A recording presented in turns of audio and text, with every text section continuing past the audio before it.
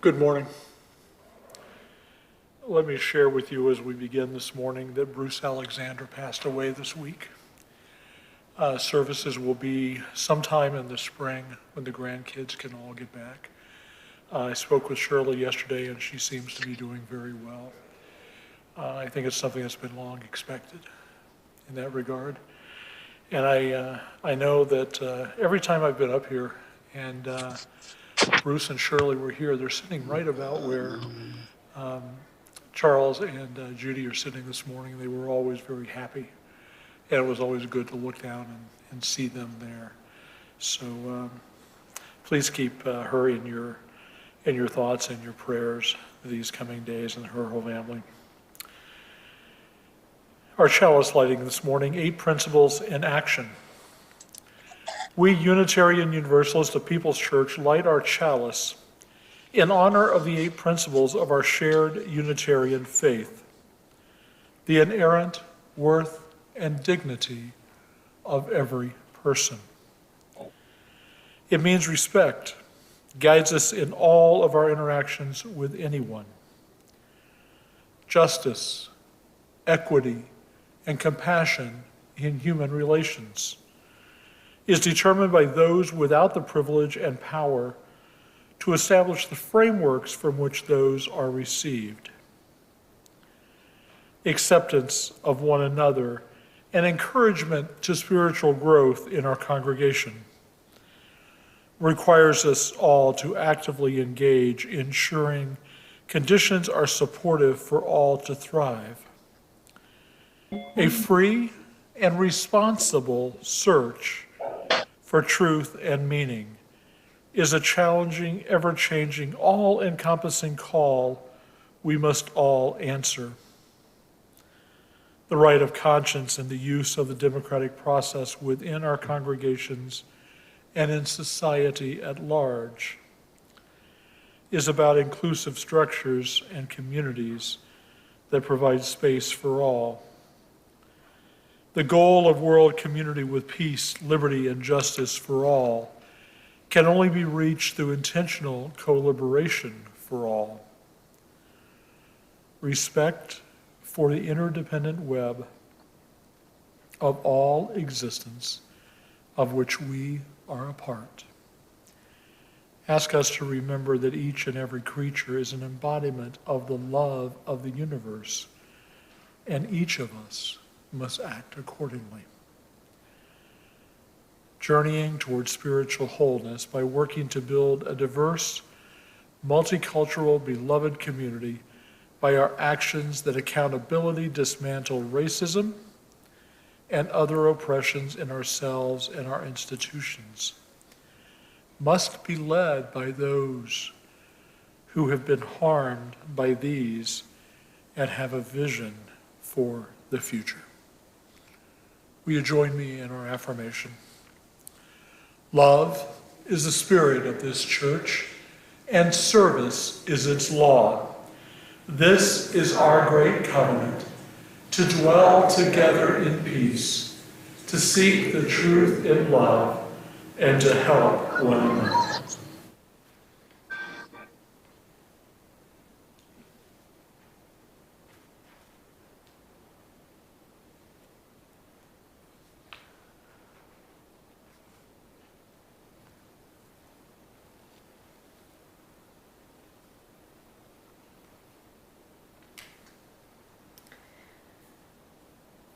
Welcome to People's Church. We are a welcoming congregation and an 8th principle congregation. This means we welcome people of all sexual orientations, genders, races, and ethnicities. We are an anti-racist and anti-oppression of all groups of people, and we act on our beliefs. We welcome you, whether you are a longtime member, a first-time visitor, or somewhere in between. We welcome you to walk with us as we all take our spiritual journeys through life, regardless of background, religious history, belief system, love life, social status, body type, or age. All are welcome here. You're welcome here whether you're a transplant who headed straight for the First Unitarian Universalist Church you found, or you're simply curious about our faith. Whether you're a spiritual searcher or you know for sure you belong in a liberal church committed to social justice. We welcome you whether you feel weak or unsure, emotionally, physically, financially, or strong and ready to take on the world. We welcome you whether you question your identity at the deepest levels or are confident you know exactly who you are. If you are curious, courageous, and committed to growth, you are warmly welcomed to People's Church. Good morning. My name is Paulette, and I'm one of the worship associates here at People's Church. I'm joined in the sanctuary by Judy Michelin on the piano. Kate will be leading the hymns. Jackie and Robin are running the tech. Bill is running the sound system, and welcome back, Bill. Our preacher is our interim pastor, David Wise, and Angie is our special musician. We have a couple of announcements. Forums continue next Sunday as part of a series on death and dying. The subject will be the Iowa Donor Network. You can see The Voice and E-Weekly for more information. New member class will be held soon. If interested, contact Pastor David. Realm is the online database we use for communication. There are two options for settings, public and private. Many people's people have marked private, which makes it difficult for your people's friends to reach out at times. Please reach out to the office and help us communicate with you. Mark your calendars for Easter and Earth Day at Morgan Creek on April 17th. On April 14th, we will have a Holy Thursday service, and April 23rd, we will host a setter led by the Bernsteins. And we have a final announcement. We'd like to acknowledge and congratulate Pastor David for his graduating from the Clinical Pastoral Education Program, which allows him to expand his chaplain work in a variety of settings. Congratulations.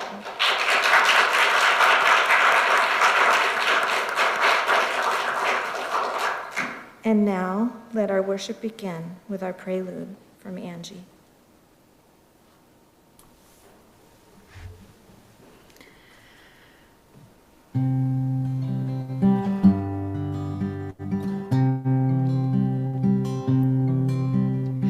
No one gets to heaven alone, to heaven alone, to heaven alone. No one gets to heaven alone.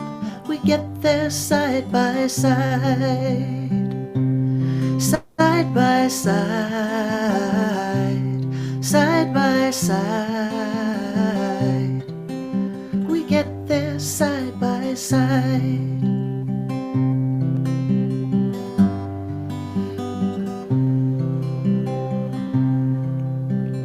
No one does the work on their own, the work on their own, the work on their own. No one does the work on their own. We're working side by side, side by side, side by side. We're working side by side.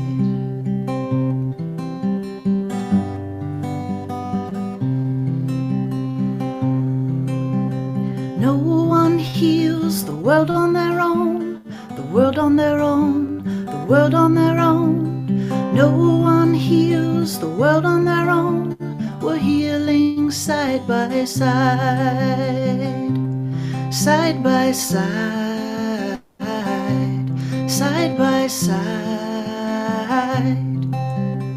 Healing side by side. We're healing side by side. We're working side by side. We'll get there side by side.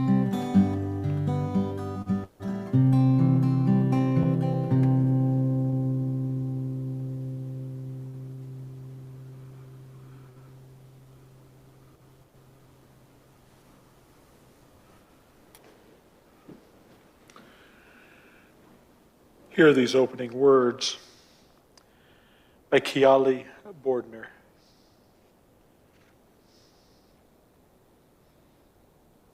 I'm sorry, Michelle LaGrave.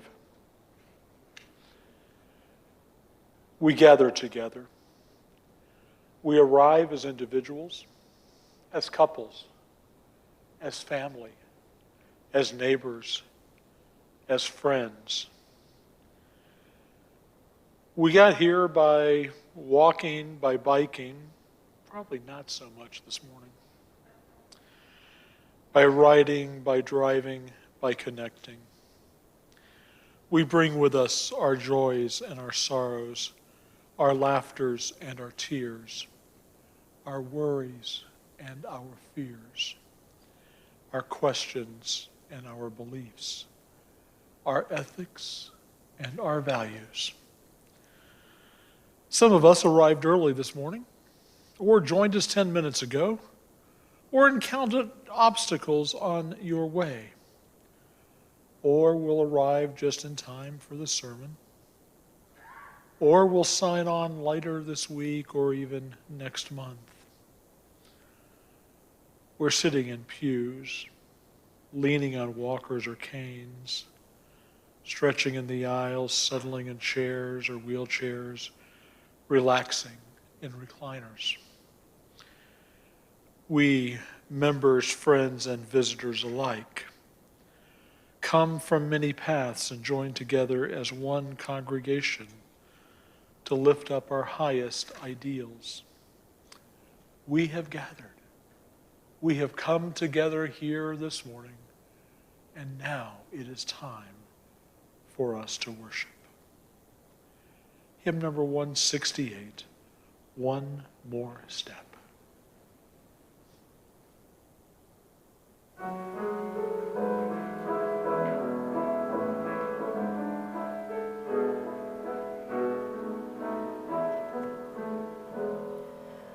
One more step, we will take one more step, till there is peace for us and everyone. We'll take one more step. One more word, we will say one more word, till every word is heard by everyone. We'll say one more word. One more prayer, we will say one more prayer, till every prayer is shared by everyone. We'll say one more prayer. One more song, we will sing one more song, till every song is sung by everyone. We'll sing one more song.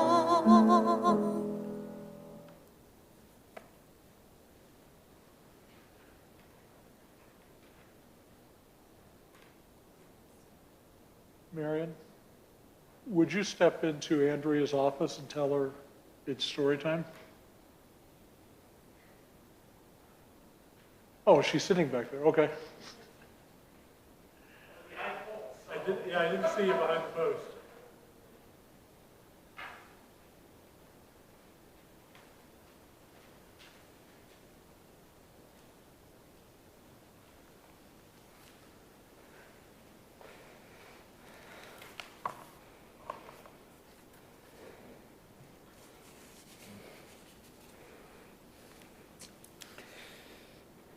I ate a lot of carrots when I was a kid, and so today I can see really well in the dark, but I discovered that today I don't see well through concrete. My apologies.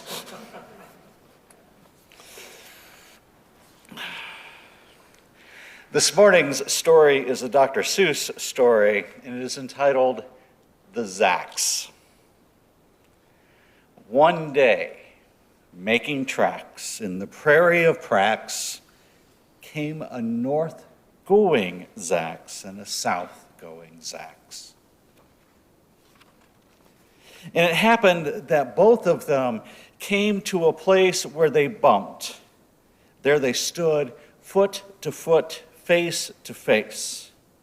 Look here now, the north-going Zax said, I say you are blocking my path. You are right in my way. I am a north-going Zax, and I always go north. Get out of my way and let me go forth.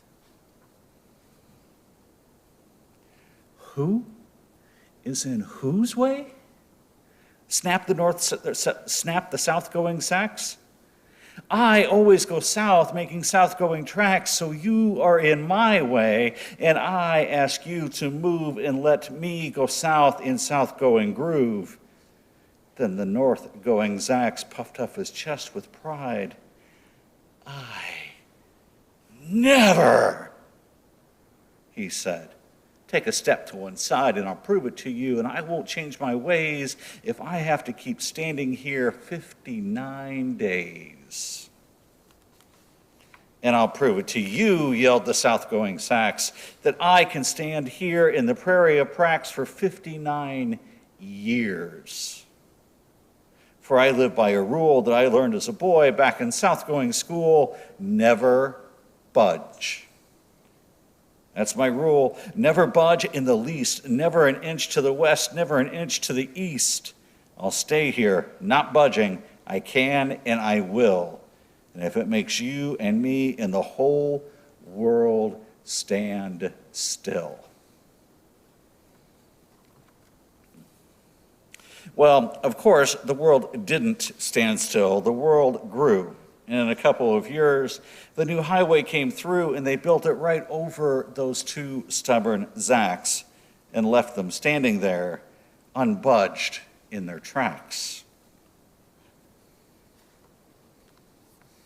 Thank you.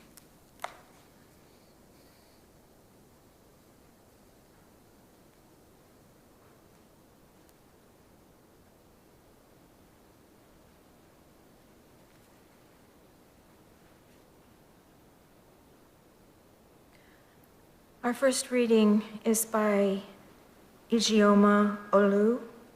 Do you believe in justice and equality? When people say they don't like my tone, or when they say they can't support the militancy of Black Lives Matter, or when they say it would be easier if we just didn't talk about race all the time, I ask one question. Do you believe in justice and equality? Because if you believe in justice and equality, you believe in it all of the time for all people. When people of color speak out about systemic racism, they are opening up all of that pain and fear and anger to you. They are not doing this because they enjoy it. It is an incredibly painful and vulnerable experience. We do this because we have to, because systemic racism is killing us. And yes, that pain and fear and anger will sometimes show in our words and our actions. But to see all of that pain and how we fight still after entire lifetimes of struggle, and then to tell us to be more polite, is just plain cruel. To refuse to listen to someone's cries for justice and equality until the request comes in a language you feel comfortable with is a way of asserting your dominance over them in the situation. The oppressed person reaching out to you is already disadvantaged by the oppression they are trying to address. By tone policing, you are increasing that disadvantage by insisting that you get to determine if their grievances are valid and will only decide they are so if on top of everything they are already enduring They make the effort to prioritize your comfort. Whether you are consciously meaning to do this or not, this is the effect tone policing has on people of color. This was from So You Want to Talk About Race. Now, Kate, one of those people out there will lead us in our next hymn. The words will be on your screen.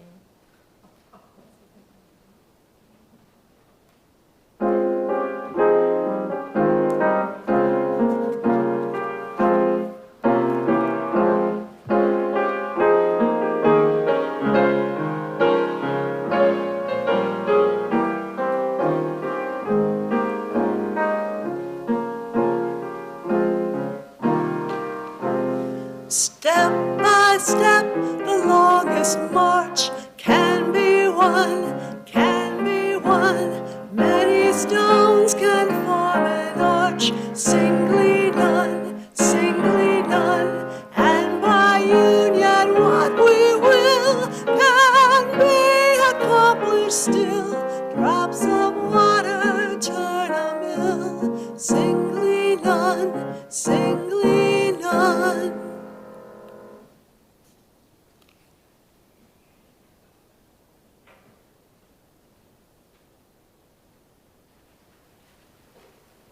Thank you, Kate. Our second reading, Doing the Work That Needs to Be Done by Shannon Lang. There are UU congregations that haven't adopted the eighth principle or have voted against it because they feel our other principles cover it, but they don't. The other principles absolutely do not cover it. The eighth principle is about action. It's about actively dismantling racism. It specifically speaks to dismantling racism within the institution or our institutions.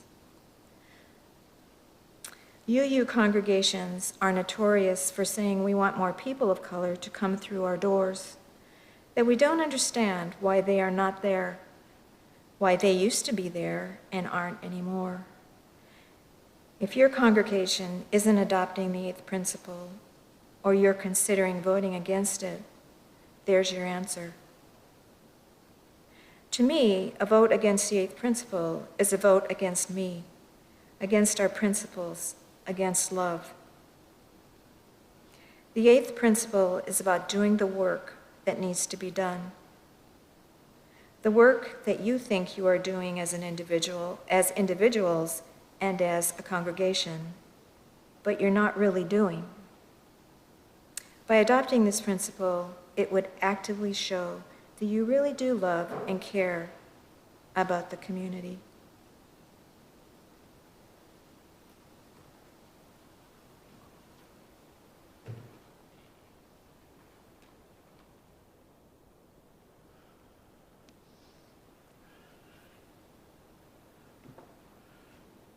Paulette, I appreciate you making me feel human by grasping for your spouse's name. Because I at times tend to do that too, so I appreciate you role modeling that for me.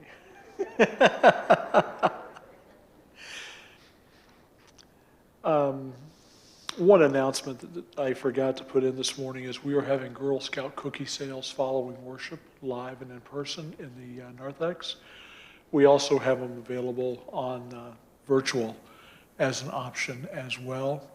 And I think what's going to happen is that Ada is just going to travel from chat room to chat room, taking orders on the virtual side. So if you're with us virtually this morning, we definitely have an opportunity for you to buy Girl Scout cookies. If you're here in person, we have the opportunity for you. And then again, next Sunday morning, there'll be another opportunity to buy Girl Scout cookies. And we'll also celebrate Scout Sunday next week. This week, Angie sent me a video as a possibility for a hymn. And rather than using it as part of the hymn, one of the hymns, I wanted us to use it as we open the sermon time this morning. It's a beautiful, beautiful song, and Leah Morris is the one who is singing it in the video, and she does a wonderful job with music, as you all have heard before. Lift Every Voice and Sing is a hymn with lyrics by James Weldon Johnson, set to music by his brother Rosamond, written from the context of African Americans in the late 19th century. The hymn is a prayer of thanksgiving, as well as a prayer for faithfulness and freedom, with imagery which evokes the biblical exodus from slavery to the freedom of the promised land.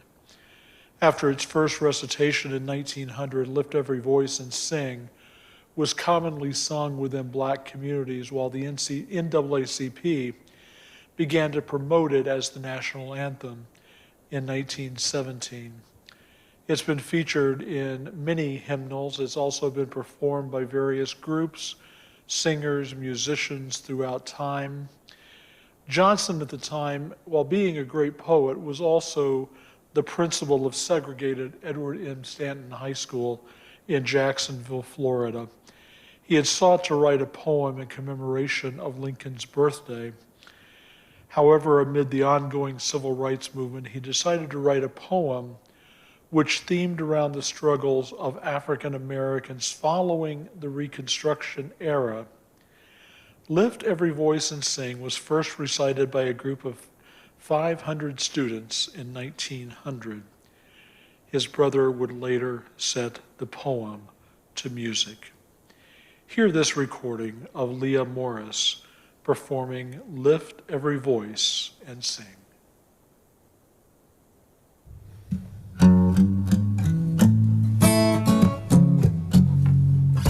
Lift every voice and sing till earth and heaven ring with the harmonies of liberty. Let our rejoicing rise high as the listening skies. Let it resound loud as the rolling sea. Sing a song full of the faith that the dark past has taught us. Sing a song full of the hope that the present has brought us. Facing the rising sun of a new day begun. Let us march on till victory is won.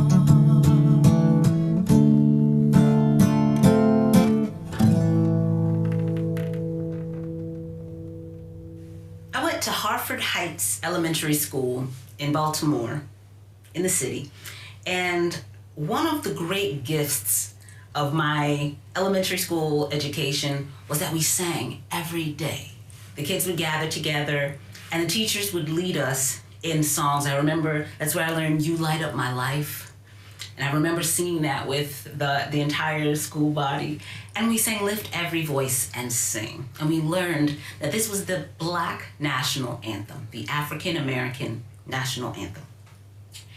And it was a gift to me to know that song, to hear it, to sing it with so many young Black voices, and to feel the pride and the beauty of that song coursing through us.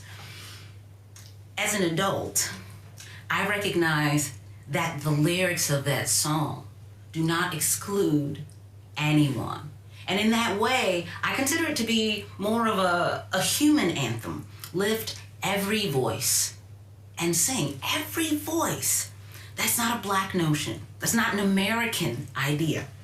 That's calling all of humanity, and maybe even all of animal life, all that makes a sound, right? Make a joyful noise in creation. Lift every voice and sing, and recognize that we have come through challenging times that have brought us to the present, but that we can look forward to brighter days when we make different choices in this moment.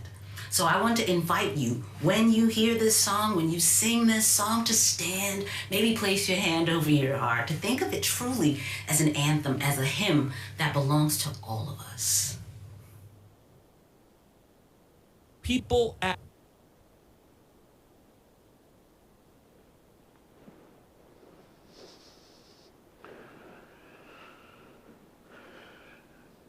In December, you voted to become an eighth principal congregation.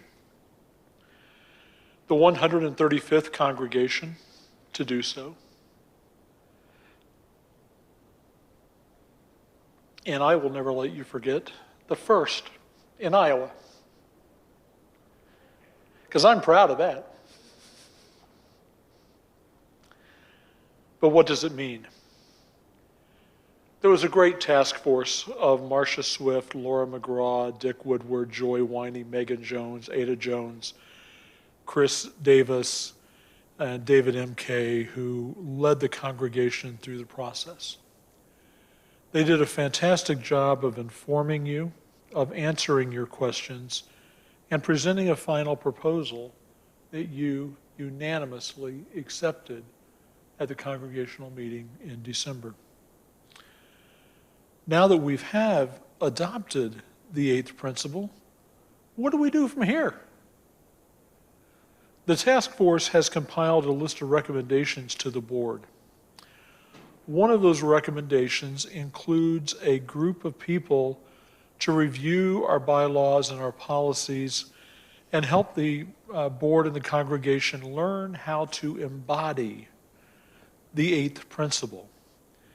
If you would like to be part of that short-term group, please reach out to either Marion or myself. And they also submitted a whole list of technical things here that need to be done, reviewing the church covenant, reviewing communications to congregants, including the website and social media. Make sure that we add the eighth principle to our marketing materials that list the 7 principles. Encourage board members, committee chairs, and staff to participate in anti-racist training. Make staff and congregants aware of the UU ally groups like Allies for Racial Equality or Racial Equity, and educate the congregation on Blue and Drum, that are UU groups for Black, Indigenous, and people of color. Work with the Director of Faith Formation and Forum Planners to include anti-racism in adult education classes and faith formation curriculum. Review job descriptions to include anti-racism. Encourage each committee to use the budget line item for its own anti-racist work. Encouraging the Finance Committee to ensure anti-racism is reflected in the budget. Encourage the worship team to include the eighth principle statement in the welcome, and we have. Encourage the worship team to participate in training or decentering whiteness. Encourage the music team to continue to diversify worship music. Investigate reparations royalty pilot for Black musicians and composers. Investigate the Center for Congregational Songs. Encourage social justice to continue to find ways to educate the congregation. Find ways to ally ourselves with groups and individuals of color to help us obtain further awareness and become proactive. Encourage the nominating committee to seek out board candidates who are Black, Indigenous, people of color, and queer. Investigate changes to building signage to reflect the eighth principle. They would encourage the group looking at things to look through the lens of the eighth principle when approaching anything that has to do with church, the physical space. Do we have them posted? Do we have information about local groups and rallies that support BLM and other movements? Do we have inclusive pictures on our website and brochures? Encourage the team to examine and shadow the physical space and media, eWeekly's website, mission statement, goals, employee handbooks, annual reporting, faith formation, and so on. All of these technical things that need to be done to make sure that we embody the eighth principle. But let's talk about practical as well.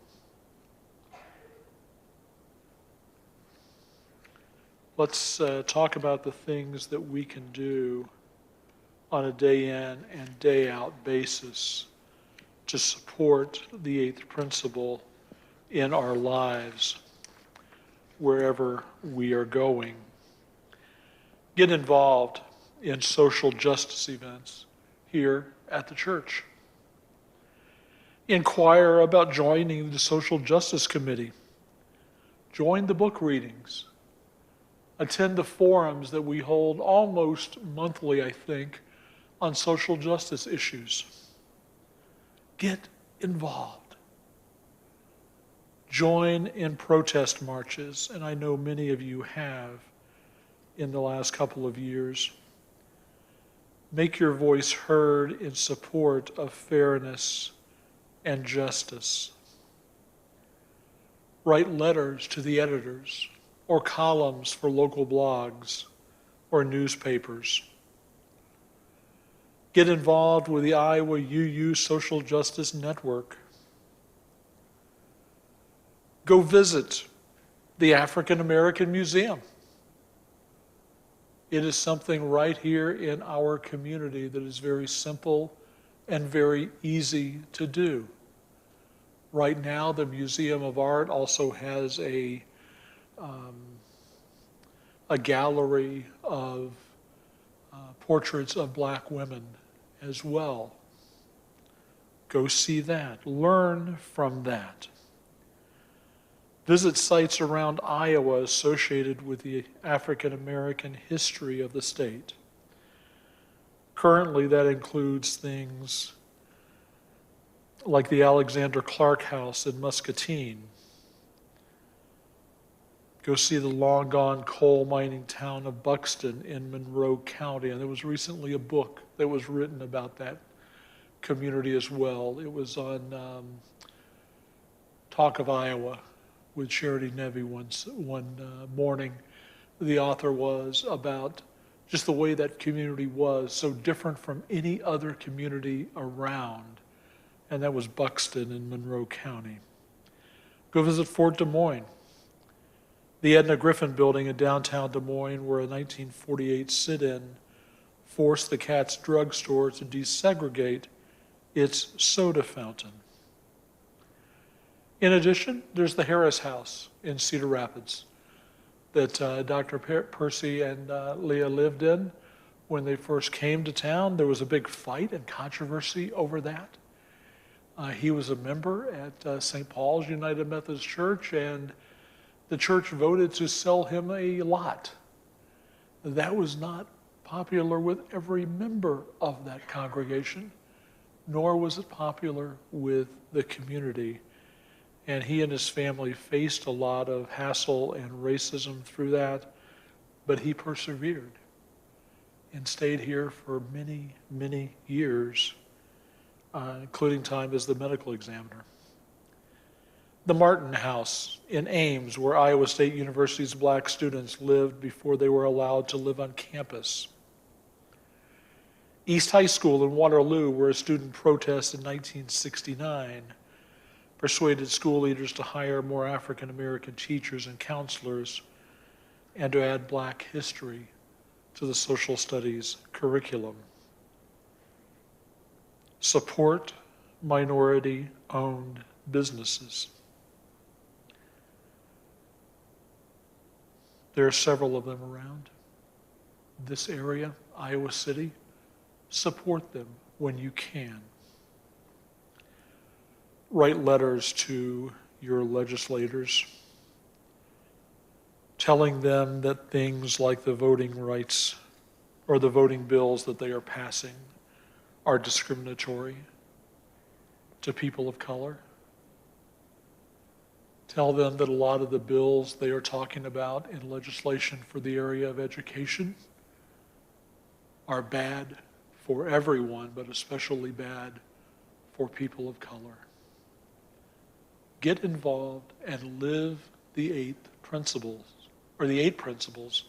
each and every day of your life. There are lots of ways to live and embody the eighth principle. I invite you to get creative. And if you come across something really good that you think is going to work incredibly well, we have that internal Facebook page, that internal Facebook group where you can share that idea. You can send it to me and Christine. We can put it in the newsletter. All sorts of options that are available. Be creative, be innovative, and make an effort to live out our principles each and every day. Thanks be to God. Amen. Will you join me in a moment of prayer?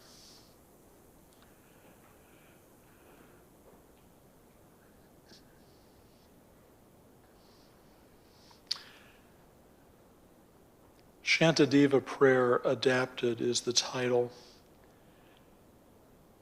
It's an 8th century Buddhist monk prayer and a major source of inspiration to the Dalai Lama, who references the original prayer often. May I be a guard for those who need protection. When I seek protection, may I find it and share it. For those who wish to cross to a further shore, may I be a boat, a raft, a bridge. May I be open to the companionship of others as I make my way to places still before me. May I be a lamp in the darkness for all who seek it. May that light never be extinguished from my own sight and my own heart. May I be a resting place for the weary and be healing medicine for all who are sick. May I know the salve of others for my own afflictions, whether of the body or of the mind or of the heart. When others see scarcity, may I see a vase of plenty, a tree of miracles. As part of the boundless multitudes of living beings, may I bring sustenance and awakening, freedom from sorrow,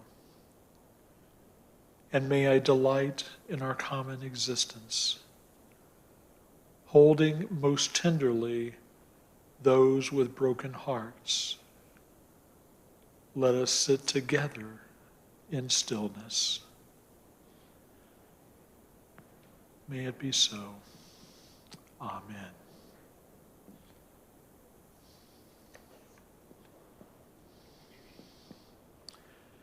This is the time for candles.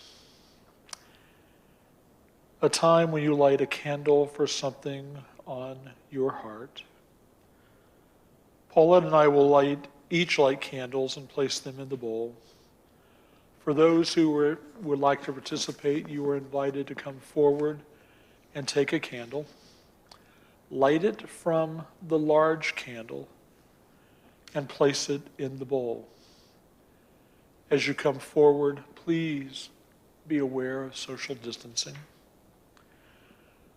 Paulette and I will light candles for the situation in Ukraine,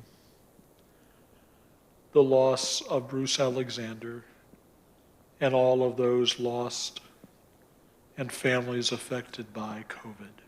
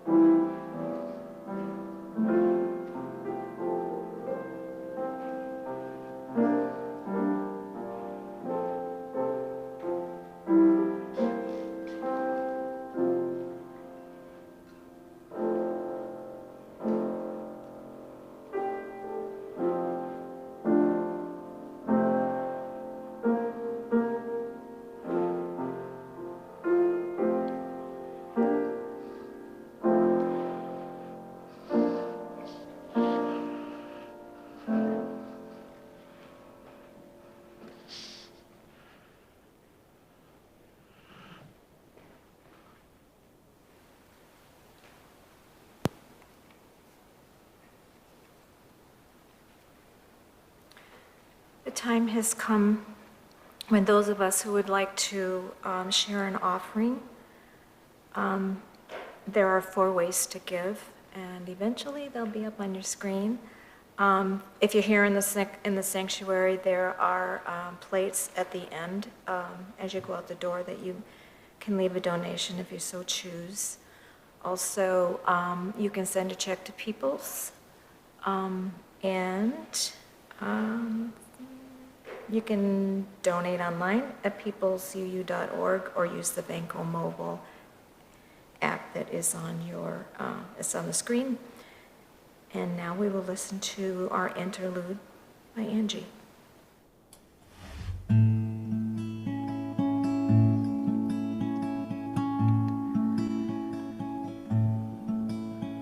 The Lord is my shepherd, I have all I need.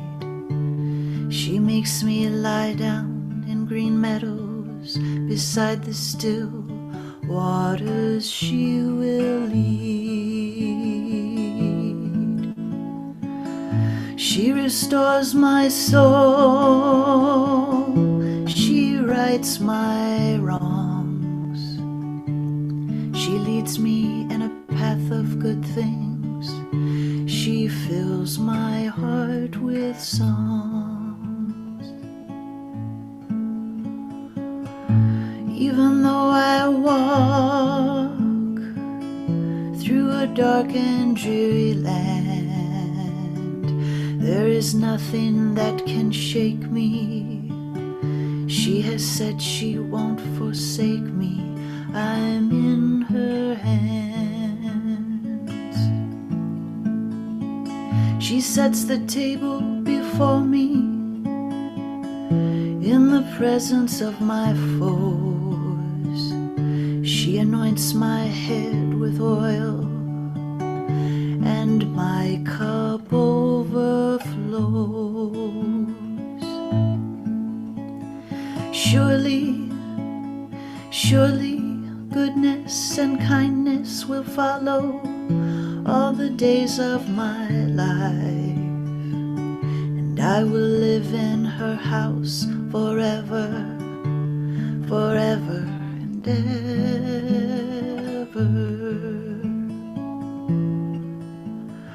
Glory be to our mother and daughter, and to the Holy of Holies, as it was in the beginning, is now, and ever shall be, world without end.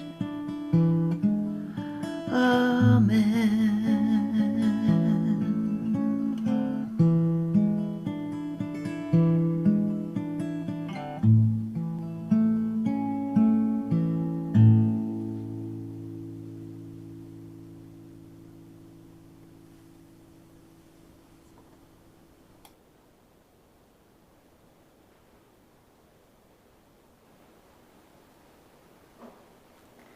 Thank you, Angie. And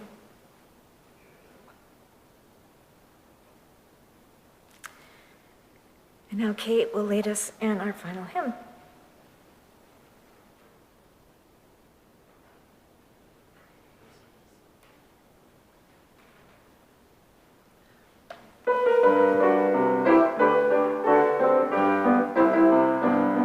Gonna lay down my sword and shield down by the riverside, down by the riverside, down by the riverside. Gonna lay down my sword and shield down by the riverside. Gonna study war no more.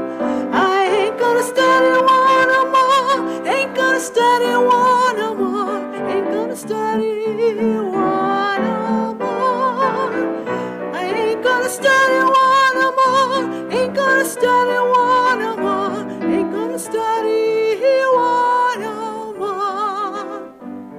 Gonna lay down my burden down by the riverside, down by the riverside, down by the riverside. Gonna lay down my burden down by the riverside. Gonna study war no more.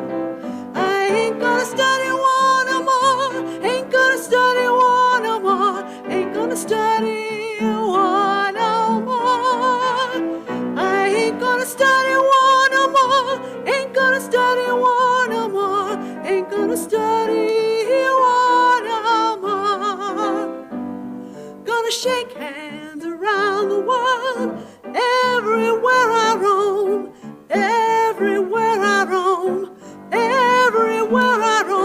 shake hands around the world. Everywhere I roam, gonna study one no more. I ain't gonna study one no more. Ain't gonna study one no more. Ain't gonna study one no more. I ain't gonna study one no more. Ain't gonna study one no more. Ain't gonna study one no more.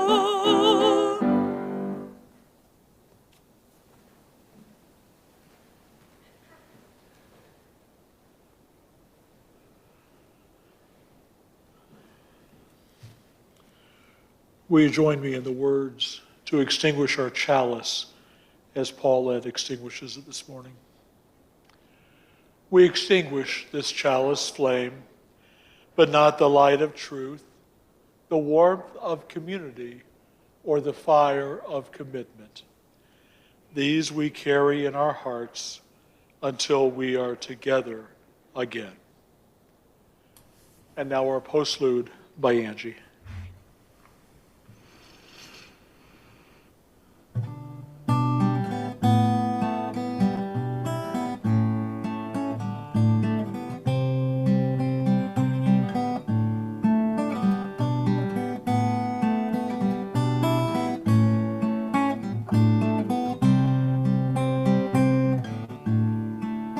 No words to say, no words to convey this feeling inside I have for you.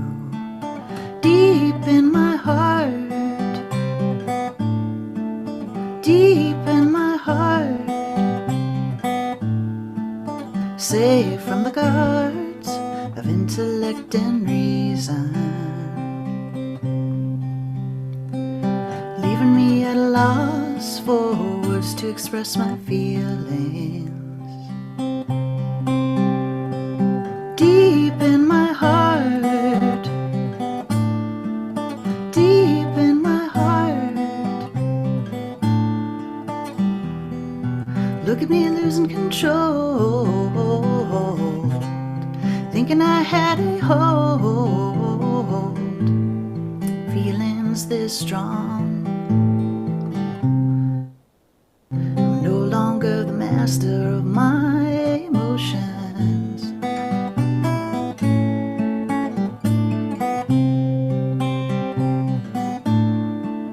No words to say, no words to convey this feeling inside I have for you. No words to say, no words to convey this feeling inside I have for you.